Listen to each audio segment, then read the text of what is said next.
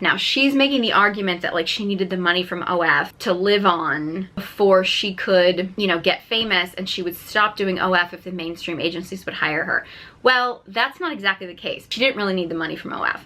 Like, her mother was more than happy to keep Sami at home and take care of her. She's the daughter of 2 famous celebrities. She was not in desperate need. She wanted her independence, and it seems like on the show she's not handling her independence very well. She wanted her independence, so she chose to do OF to make money. She didn't need to do it to make money. But now she's trying to play that, well, she would stop doing it if she could get money somewhere else. It's like, well, no, you really should have like stayed at home and then tried to do things more of the mainstream way. And then if maybe down the road you wanted to like do what your mom was doing and like then join OF. I mean, I'm not really encouraging anybody to join OF, but I think she played her cards wrong. Sami did. I mean, that gets into a whole thing with the idea of like S work, and that there is a big difference between women who get into S work because they have to, which I think is a whole other conversation, like why any woman would feel like she has to go that route. But it's a different thing if a woman's like, hey, I have to do this for survival, I don't have another choice, or I don't feel like I have another choice. There's a difference between that